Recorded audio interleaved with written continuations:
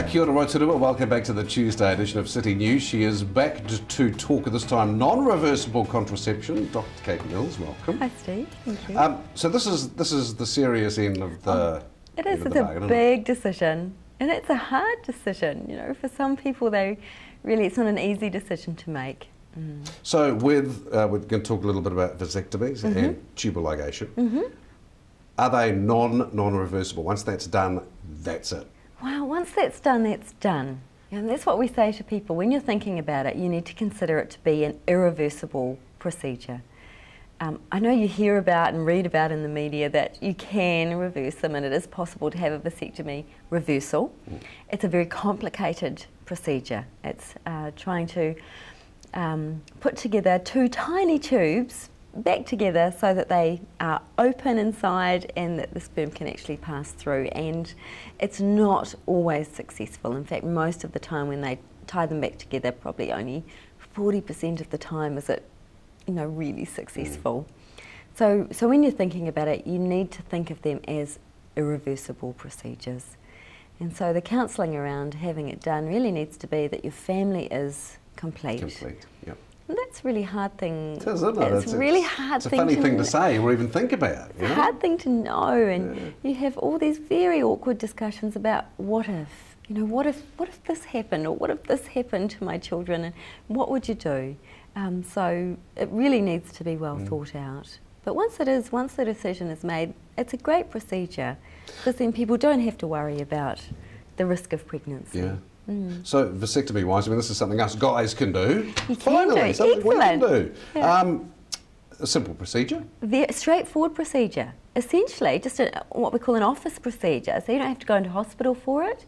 It's done, well, here it's done in the after-hours clinic, and you go in there for a short time and go home again the same day.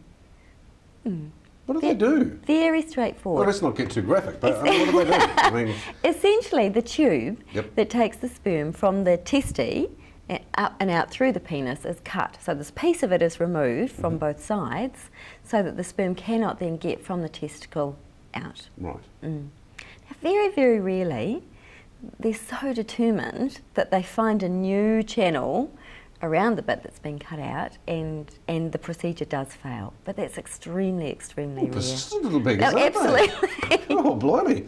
And then tubal ligation, now this is a bigger thing, isn't it? It's a bigger thing for women, because they need to have a general anaesthetic, and it's done in the hospital. And again, the similar thing, a piece of each tube is either cut out or clamped so that the tube is closed, and so the egg cannot make its way down the fallopian tube anymore. So how does that affect, I mean, stopping nature doing what it's supposed to do? Yeah. How does that affect you? Interesting. For women, women still make their eggs. So every cycle until the menopause, they still make an egg and release an egg every cycle. It's just that it just doesn't get down the tube. So physically there's not a lot of difference for women. The egg probably is released out into one end of the fallopian tube, just doesn't make it to the other, and is reabsorbed by the body again. And so hormonally, no difference at all for women. For men, it does make a bit of a difference in that the testes actually eventually stops making so much sperm. Okay. Does it hurt? It must hurt, surely.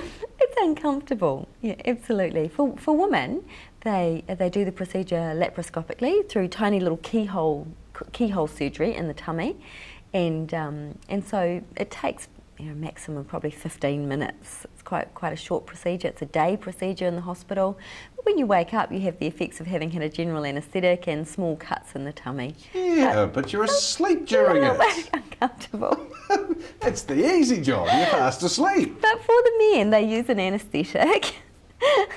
So the painful bit is just putting in the anaesthetic, really. And then afterwards there can be a bit of swelling, and sometimes that can be quite uncomfortable, and you hear stories of men, you know, not being able to walk very easily for a couple of days afterwards. And if the testicles swell, because they're so distensible, they can really swell. So people are always advised to go home and have a very quiet day, and maybe use some ice and try to limit the swelling. But at least it's something that the guys can do. The guys I think can it's really do. important. It is really important. Let's not leave it up to the girls all the time. Excellent. Please. Absolutely. Anything else in regards to contraception? I think it's just about, making responsible decisions and learning about what all the options are. Some of the reversible forms can be used for 5 years, and for some people that might be all you need, especially women in their 40s. It may be a simpler thing to put in an intrauterine device into the uterus for 5 years till they reach the menopause, and then they no longer need any contraception. So there are a lot of longer term reversible contraceptives that can help women avoid having to have surgery as well.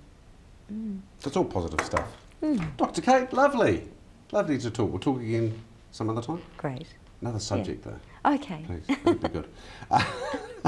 Melissa Gordon. Oh, look, green prescriptions next. Excellent. Yes. Oh, do you know about great. those? Yes, I do know about those. Melissa Gordon fabulous. from Sport Bay of Plenty will talk green prescriptions next on City News.